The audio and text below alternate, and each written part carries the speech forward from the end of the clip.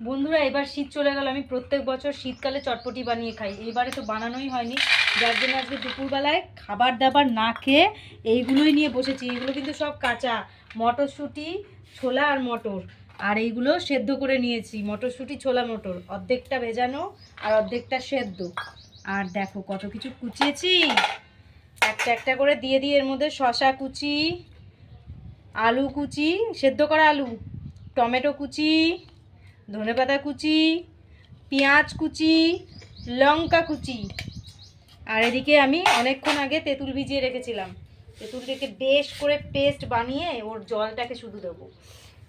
কথা বলবো কি, আমার তো আগেই জিভে জল চলে আসছে। তেঁতুল দেখলে তো সবারই জিভে জল চলে আসে। এই দেখো কেমন বেরিয়েছে তেঁতুলের পেস্ট।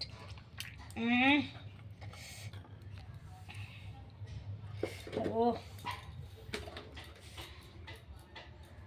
এইবারে আমি একটা মশলা ভেজে বানিয়েছি, এটা হচ্ছে জিরে ধনে গুঁড়ো, ভেজে ভেজে এই গুঁড়োটা করেছি। আর এটা বিট নুন, বিট নুনটাকে দিয়ে দিই, পুরোটা লাগবে না।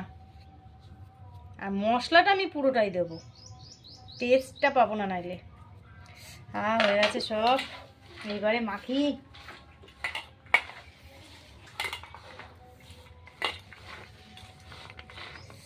যা গন্ধ বেরোচ্ছে।